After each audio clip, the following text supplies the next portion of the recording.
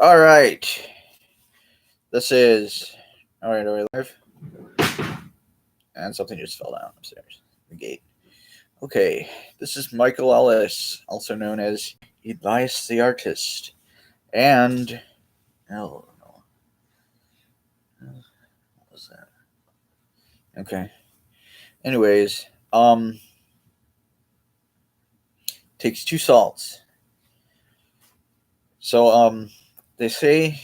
Okay, I got this from Dennis Hawk, the guy who wrote the book. And I highly suggest you get as many of his books as possible. But a lot of them are repetitive, so if you can only get one of his books, get the Philosopher's. Or wait, no, yeah, no, the Complete Idiot's Guide to Alchemy. That's probably the best book that he wrote. The second best book that he wrote is, which I suggest you get both of these if you absolutely can, is the oh, what is it called? I have it like right behind me. So if I can get it. I don't know where it is. Thought it was on the couch. Back behind me. Yes, it is. Look at it. Just a minute. Here. I can set this right here. No, I can't. Set this right here. Okay, good. Stuff.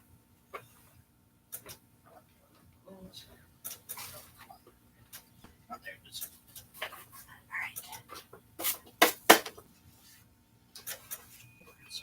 Stickers in it.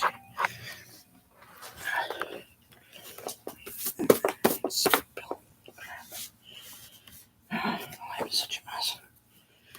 I highly suggest you have a highly regulated lab and do not make a mess like I do. It will greatly work in your favor if you keep it super clean.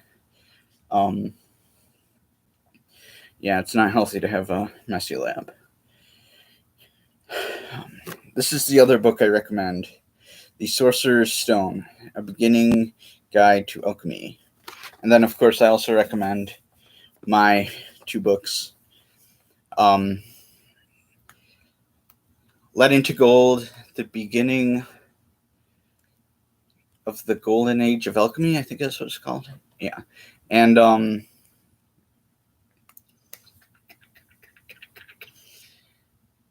The Golden Path by Michael C. Ellis, both of those. So yeah, they're on Amazon, so you can just look for them on there. They're self-published through CreateSpace.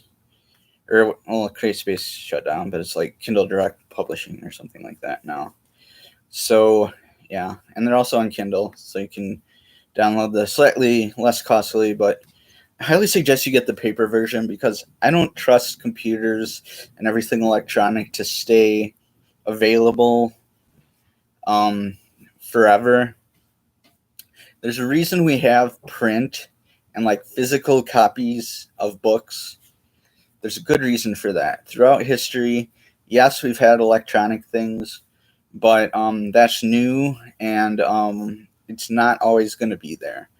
You can have electronic things, but they get destroyed with like lightning and EMPs and nuclear war and stuff like that, and they wear out and they go corrupt and they get damaged, and they're working on making them more last longer and stuff, but they aren't immortal. Like, I know they're working on diamond and quartz and glass, like, and even DNA, like data storage, and I know those will last like hundreds of thousands of years and stuff.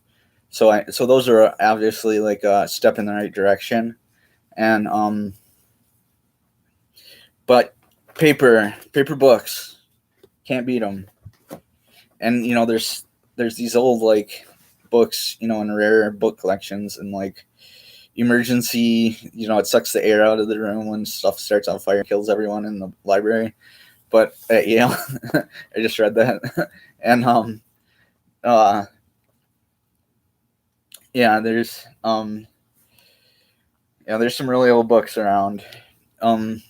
like the Vatican storage or whatever, underground tunnels and stuff.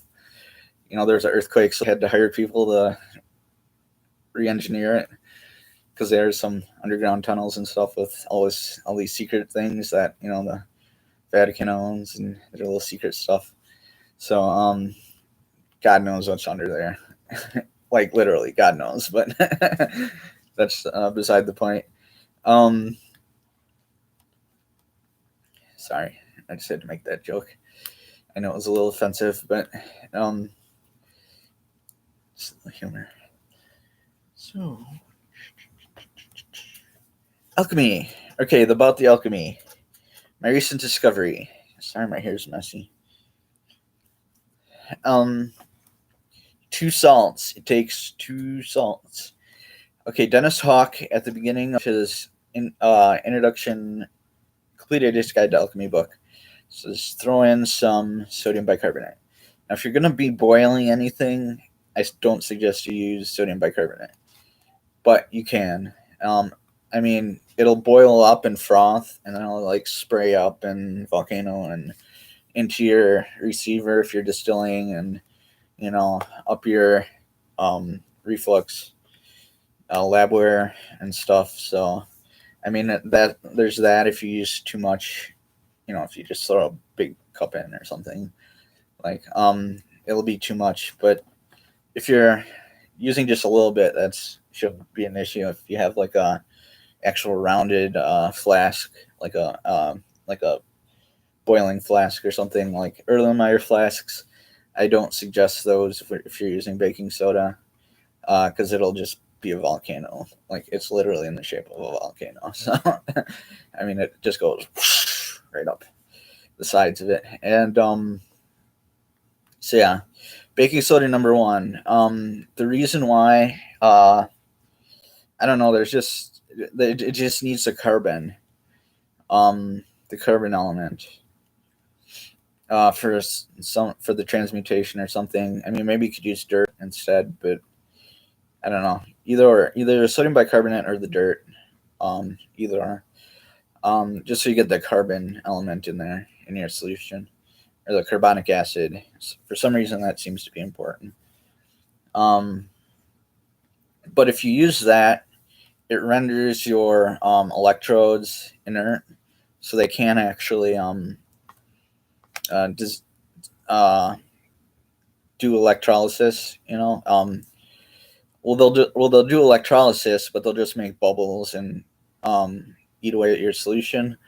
But they won't actually electroplate or electroform or anything like that.